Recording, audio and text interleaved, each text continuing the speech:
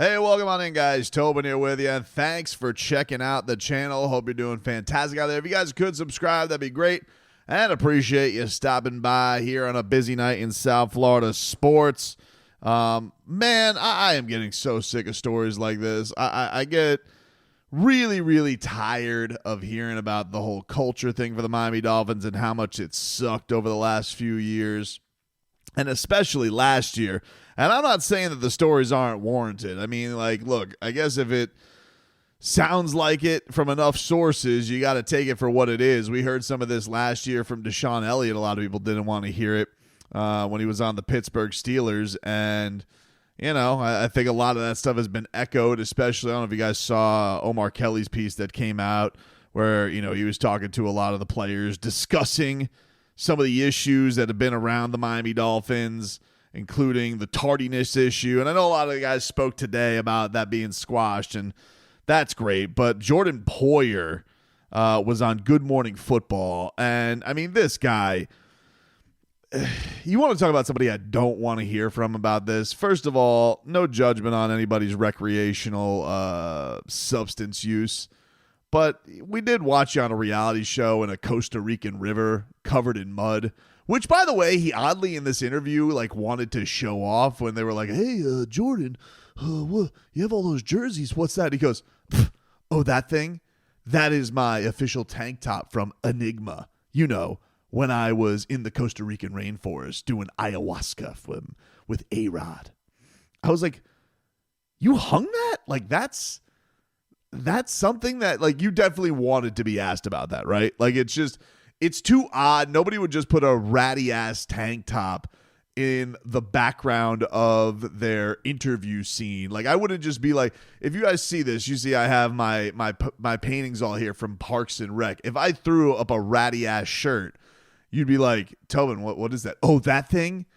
It just stands out. Like, so he has all of these Bills jerseys all over the place, and there's this rat ass jersey, and you're like, "What is that?" "Oh, that's when I tapped into the universe with Aaron Rodgers covered in mud." I'm like, "Great, dude. Glad you got to bathe with the mud skippers in the Costa Rican rainforest. Also, hey, thanks for hurting Jalen Phillips." But anyway, he said, "Last year was extremely tough on so many levels. Our team wasn't very good. I didn't play as well as I wanted to play.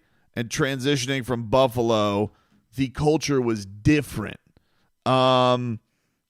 Look, we heard this from him as he walked in. He was basically like, you know, the MO on the Dolphins was you punch them in the mouth and they're going to fold. And I think that was actually one of those things that, funny enough, I think was quoted in Omar's piece where he was like, you know, he talked to somebody in this and it was like, yeah, almost that exact quote of like, "Yeah, you know, we're front runners. You hit us and we're going to fold." And I was like, geez, all right, that's awesome to hear. Yeah, here it is. It said, quote, "They don't want people to compete. We need competition," one prominent player said. This is in the Miami Herald.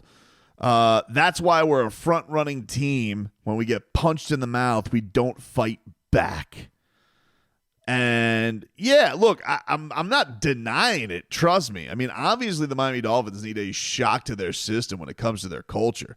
It seems like it's pretty putrid when you talk about the idea of guys showing up late left and right. That was another main theme in this column about, you know, Sam Madison and Wes Welker were guys who, like, one of them a Dolphins legend, one of them a, you know, borderline NFL Hall of Famer who also had a good time with the Dolphins and had a relationship with Mike McDaniel, but these guys couldn't keep Jalen Ramsey and Tyreek Hill in check. Like, ugh.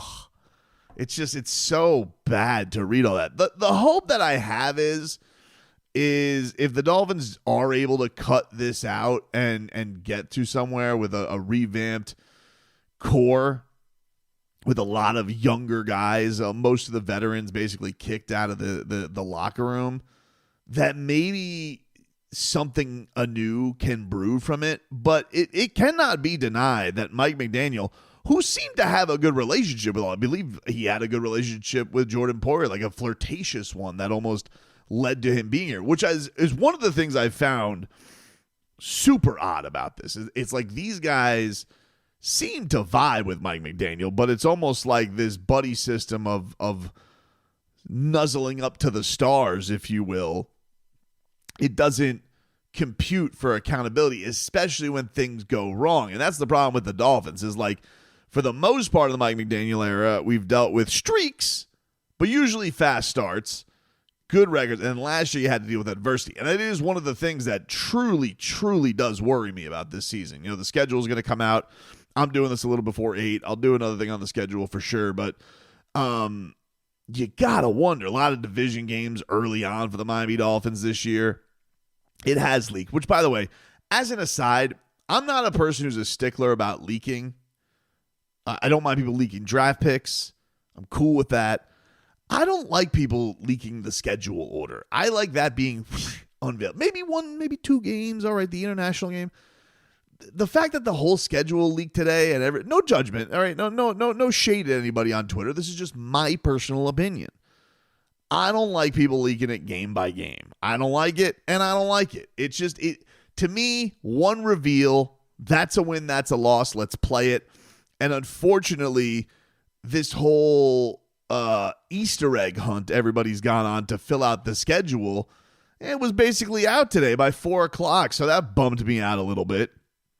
But getting back to Jordan Poyer, Poyer also said another thing in this, which I was like, I don't know if I would have said that out loud, but he was talking about the story about him playing with the punctured lung, broken ribs, and basically couldn't fly, had to drive to games. And he was basically saying that he never would have done that for the Dolphins. And he said that unsolicited, too. He was talking about that story, but then he's just like, to be completely honest with you, I'd never do that for the Dolphins. And I was just like, I don't know if that speaks well of you, sir. Like, I get it. Like, okay, hey, if anybody didn't know this, Jordan Poyer loved playing for the Buffalo Bills more than the Dolphins. Not so much that, like, hey, he wanted to finish his career there, because I believe he's still looking for a gig. And he did stink to high heaven last year. I mean, there's no doubt about that. But it's like, oh, okay, you didn't want to put everything on the line for the Miami Dolphins. I don't exactly know why. But it was interesting, like, Mrs. Poyer on social media, she had alluded to the culture stinking in Miami as well. She was one of the first people that was like out there saying, hey, this Dolphins culture, not so great. Body, it's pretty rotten. And so I guess, look, the problem of it is, you hear it enough and you deal with that enough. It's like, all right, you just got to take it for what it is. But yeah, his wife came out and I guess was like something about, what was it? Like, she said like something was like a plague or something like that. She said, in order for any organization to succeed, you need players to take their job seriously. Grown men, not little boys. If you don't have that, it's like a plague that spreads, and those who take their job seriously question why they're even trying when others aren't. Which makes me feel like, look, Jordan Poyer was a professional. I'm not questioning that. He wasn't good. He didn't produce, as he admitted, to his rate. But I'm sure that the tardiness that supposedly was infesting the organization. I guess the big question is going to be for Mike is like, my hope, like I said, my hope is with mostly young guys. They're going to part ways with Jalen Ramsey. Don't think Toronto had this issue, but obviously was an inconsistent practicer. My hope is that a youth movement, so to speak, can put Mike McDaniel in a place where he can get a better grip on this stuff. But maybe he can't. Like, look, there's always going to be divas. There's always going to be stars. And there's always going to be a time. There's going to be a time, like, if Mike McDaniel's tenure extends, like, say, 3 more years, the Dolphins have a decent year this year, and they're ready to make an addition next year, whatever. Can he go down that route anymore? Can he control egos? Can he control grown men? Can he control the guys who need a little extra? It felt like, yeah, he kind of leaned into it. And when it's good, everything's fine. But can he be a guy people believe in when it's bad? Or if there is a little adversity, if the Dolphins get off to a rocky start, or hell, even if Tua gets banged up again, which is a big possibility that you have to put out there. Can the coach handle this stuff? And it's just, I'm hopeful, but I don't know.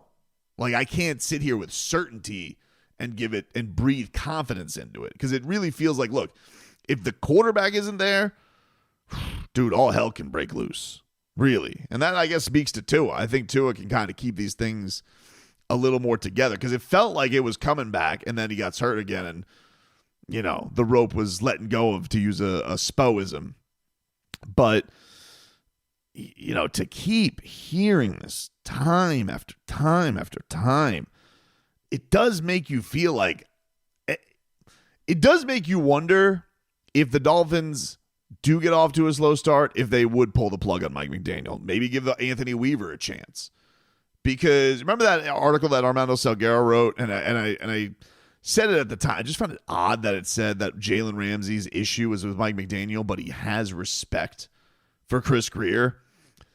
Let's say the Dolphins got off to like a 1-4 start.